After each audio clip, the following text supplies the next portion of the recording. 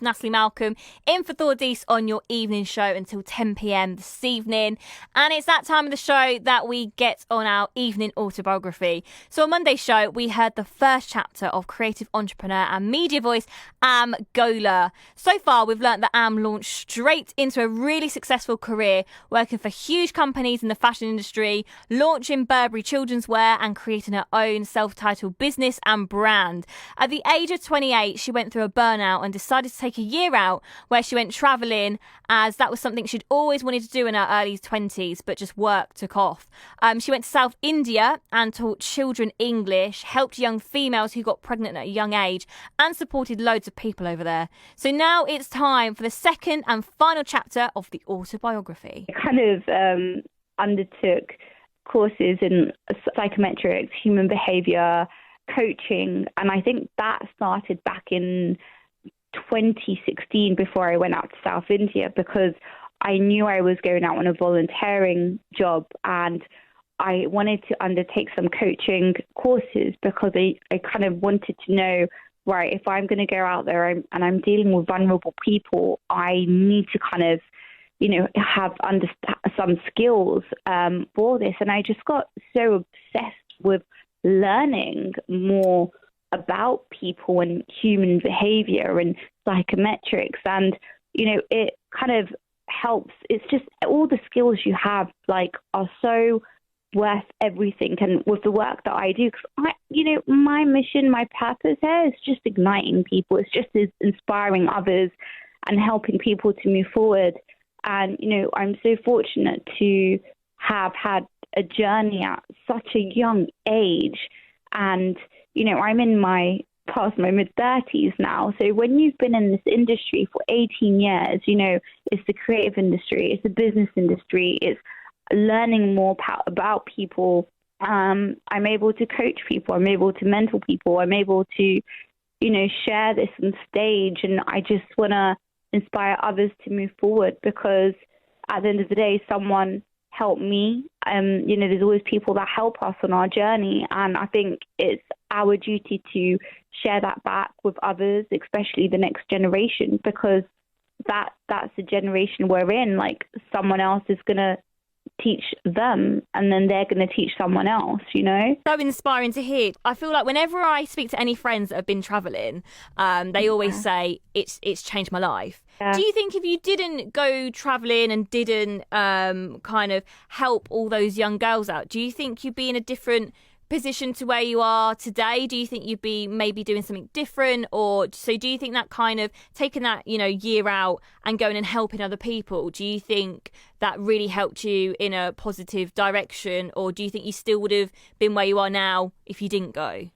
I think I still would have been where I am now, if I'm very honest with you. I think each part of our life has a chapter in it, and I think for me, obviously, having, doing all of that stuff in my 20s and then being at Balfour for those 3 years and getting that media stuff under my belt, that I think when I obviously left there was always going to be a journey that continued afterwards. But that kind of 1 year of a break, I don't think the education and the teaching changed my views on what I was going to do. Because there's always been something within me with the experience that I've had. It has always been to give back. Because I think what it is now, I think when you've gone through certain experiences in life, you kind of question your life and you kind of question the purpose of it. And, we all come into this world and we're all going to leave with nothing. And I know how morbid it sounds, but we never know when we're going to leave. And it's about it's about being content with having achieved and given and help people before you leave. I don't know if that makes sense. No, it does. I can say, I think I've achieved most things in life that I wanted. So if I was to go tomorrow, I'd be like, okay, cool. You know what? That's just my time, and I've done everything I've kind of wanted to do. Yeah, no, and that's really honest. I know that materialistic stuff, it doesn't faze me. Even when, I was in art school and like doing fashion. Like, you know, I don't care about these brands. I understand every single concept of how it's made. You know, I make this fabric. We do the samples. We get it manufactured. You know, I work for Burberry. So all of this, you know, materialistic stuff, like it didn't faze me, if I'm honest with you. And I think it's about staying humble and staying grounded. Yeah, 100%. No, and literally that is such an honest answer. You could have just sat there and said, oh, you know, but no, that was such an honest one. So you have been shortlisted for a very big award. Do you want to tell us a bit about that?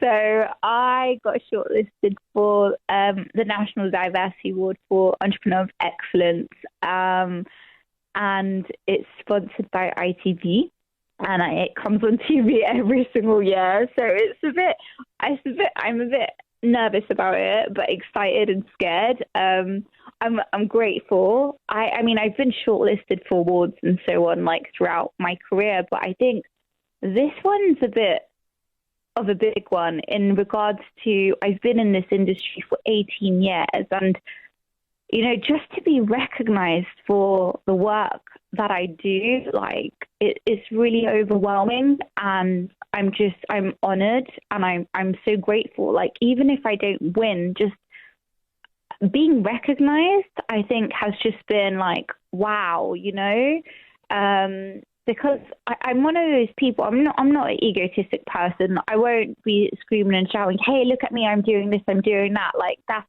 not my thing. You know, I have a PR agency, and we represent so many amazing people. So for me, it's just like I'm just a person, and you know, I stay humble, and I think it's an absolute honor.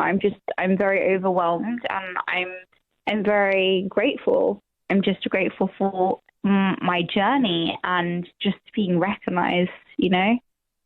Yeah, no, I love hearing that. And I feel like I know the answer to this question, but kind of what is the future for Am?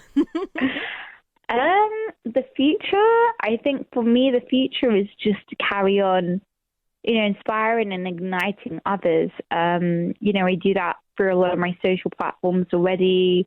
I work with a lot of people on a one-to-one basis, who I'm very selective with. You know, those people have to want to make that change within themselves. And those are the people that I want to work with. I think, you know, I just go along with the journey, and what is meant to be is meant to be. Like, I don't think you can plan things. Like, no one knew that the last 18 months was going to happen, and we adapt and we continue. And I think if you already know your truth, like, you will just flow and be aligned in the right direction of life. I feel very inspired after hearing all this. How can we find you, and how can we get in touch with you? You guys can just go onto my website, which is www.amgolhar, so that's amgolhar.com. And all of my social media platforms are just am.golhar. So yeah, am.golhar. Lovely. Well, it's been an absolute pleasure speaking to Am. Really an inspiration. I feel like I've been cleansed. Oh, Natalie, thank you so much for even reaching out and asking me to be a part of this. So I'm honestly honoured, very honoured.